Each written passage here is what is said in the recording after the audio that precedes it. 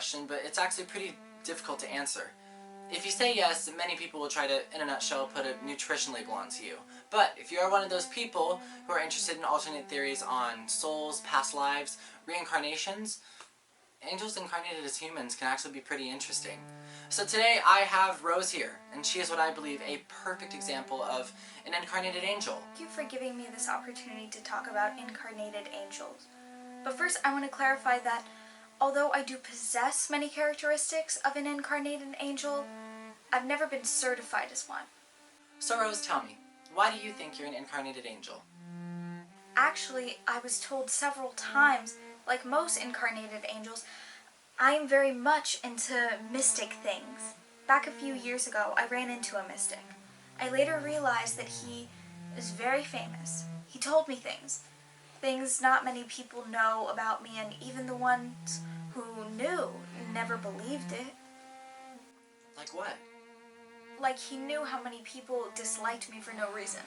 How the nicer I am to people, the worse people would treat me. How I am different from other people. He said that because I wasn't always a human. So what did you say? I asked him what kind of animal I was. And what did he say? He said I wasn't an animal. I was an angel. Wow. And then? I asked, why did I get demoted to Earth? Did I do something wrong? And he said, I just wanted to experience life. So what happened after that? But a few months later, my mom went to a psychic, and she showed the psychic a picture of me. And the first words that came out of the psychic's mouth were, "This is an incarnated angel." If you really are an incarnated angel, could you tell me, do you have any special powers? Yes and no. Like everyone else, I don't have any prior life memories, and I don't have any special power. But I am a quick learner, and I have almost photographic memory. What do you mean, almost photographic? Say if I read this book, I can't remember where the sentence was, but I remember the story, the characters, the important stuff, and I will remember that forever. But that applies to only things I'm interested in. For subjects I don't like, I can't even sit through a class. So what don't you like? I don't like boring stuff. So I heard that most incarnated angels have some special talents. Do you have any special talents? Like, do you sing like an angel? I guess there is a difference between singing like an angel and singing like an incarnated angel. I definitely cannot sing. You play instruments? Not that. But I can write songs. I mean, I feel music. When I hear a rhythm, I feel the story it is telling, so I can write lyrics to almost any music pieces. So I have written a lot of songs. I even won some awards. Oh, that's amazing. So is that your creative outlet? Not really. I write a lot, and I make movies. My channel is growing, although I won't say it's huge. I felt that this is a way for people to connect with me.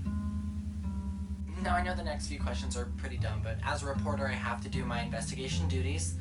Would you consider yourself good-hearted, trusting, and non-materialistic? I guess everyone is good-hearted. That shows you how trusting I am. Although I work very hard, what motivated me is not the money, but the sense of fulfillment that can be the non-materialistic side of me. I do like to help people. So are you generous too? I guess I am pretty generous. I think the best way to help people is not to give them a buck to buy food, but to help them to get skills for a job. So I'm starting another nonprofit with a mission to move needy to needed and move learners to leaders. So I heard that incarnated angels typically come with a mission. Do you think that making and filming videos is your mission? Funny you should ask. I always felt driven by unknown missions. For that, I have visited many psychics because I am so afraid that I will miss my call. I often wonder, what can a girl like me do? There is no way I can change the world or save people, and I don't even know if I am an incarnated angel. So I paid visits to several psychics in the last few years, and about half of them would tell me that I am different. The word they used may be different, like special soul, a ray of sun, special connection with the divine. One psychic rolled up her sleeves when I asked her about my soul origin. She said, "I don't know who you are, but when you do come close to me, the hairs on my arm stand up." And I can just see her hair all lifting, like paying respect to me. So, do you think you found your mission? I don't know. One psychic told me, "You know exactly what you want to accomplish in the world." I did not question that, but I had no idea of anything, at least at the time. But there seemed to be an invisible hand guiding me, pointing me to a direction that I was meant to take. And did you ever get any specific messages about your past? I mean, your life before this one? A psychic lady told me in no uncertain term about my past life. I remember I impolitely told her that I don't believe I could be her, and she was really upset with me for doubting her. Out of curiosity, I searched and found that the painting of an unfortunate queen, and I was so shocked to find out how much we looked alike. Oh my lord, but since you two look so much alike, I mean, anyone can draw that connection, right? Actually, we never met. We only chatted online, but I did feel sorry for the poor queen because she was always misunderstood, and she was betrayed by the people she loved and trusted. So tell me, did any of your past memory life come back? Not really, but I do have problems with my neck, and I don't know if that has anything to do with the guillotine that brought the end for me. But once I attended James Van Prague, the third day workshop. In the middle of the workshop, James suddenly stopped and pointed at a 14-year-old boy.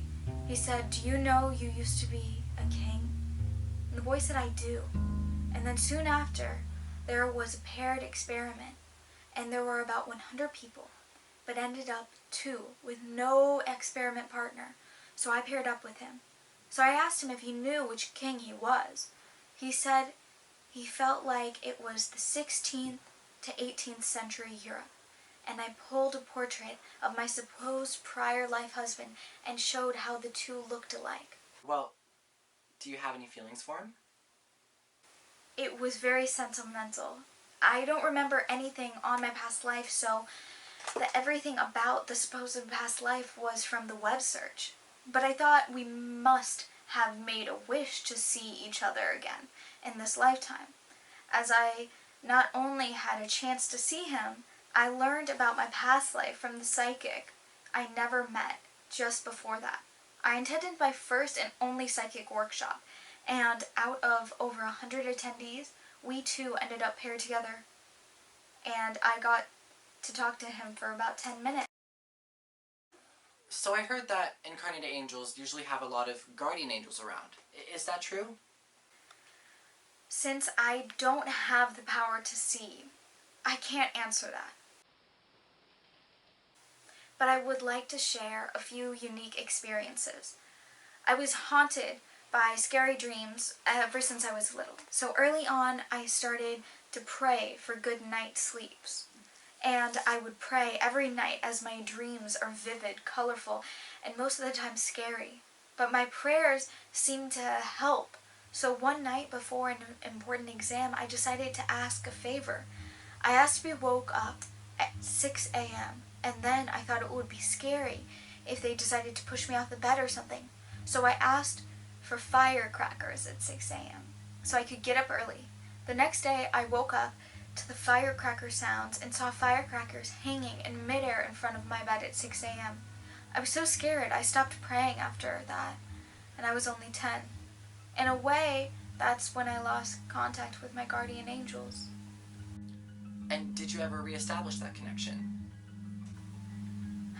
How should I say it? The connection is on, but I don't have much to do with it to get reconnected. A few years ago, I was alone in my bedroom, and the lamp went off. I took out the light bulb, and it lit up in my hands before me, just for a second till I dropped it. I then searched and found a local psychic school. The instructor told me that I am a born healer with unique energy, so I learned Reiki.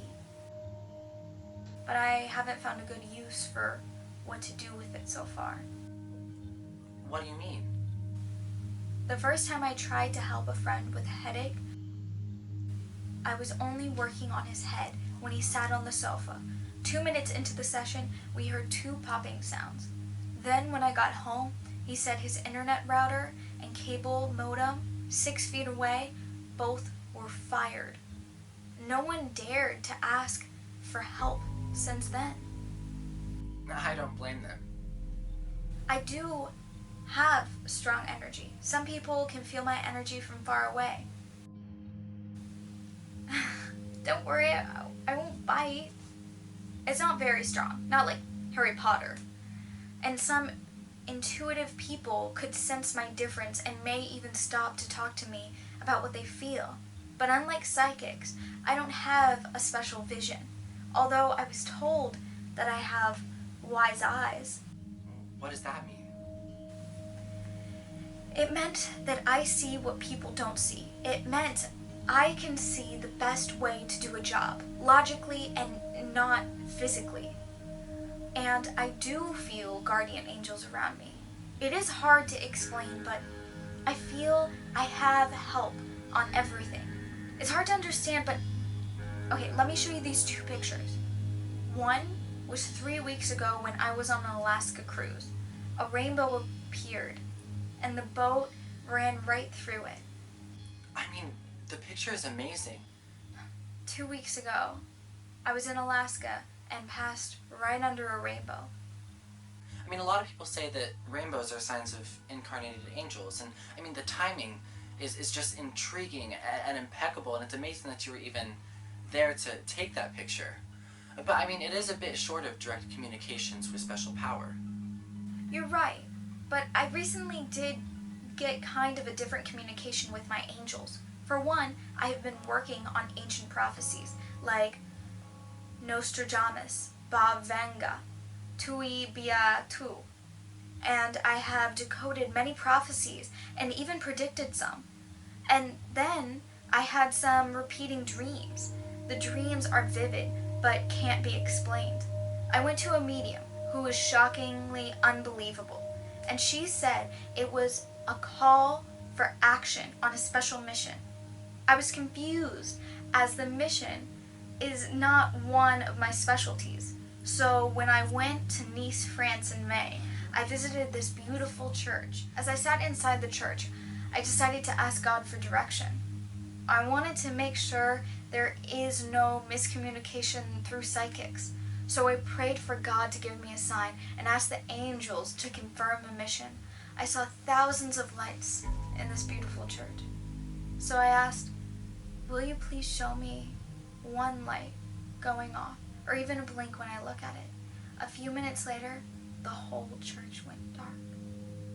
The power was not restored for at least 2 hours later. Do you remember the date? I think it is around May 24th. I was in Cannes, France for the film festival. There's a church across the street from registration.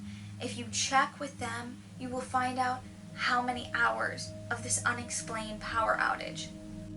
So, did you start that mission? I did start, but I have not moved full speed because I booked a few vacations before leaving about a mission. Angels must feel like I didn't work fast enough. On August 11, 2019, I was on Coral Princess near Sacagawea. Around 8 p.m., the ship's power suddenly failed for about 15 minutes. Although the captain announced after and said there is nothing to be worrying about, we saw the lifeboats lowering to the sea. Wow. Well, did you ask for another sign? No, absolutely not. And then on my way back to California on August 19th, 2019, on Alaskan Flight 132, for whatever reasons, right after my plane landed around 4 a.m., the plane suddenly lost power.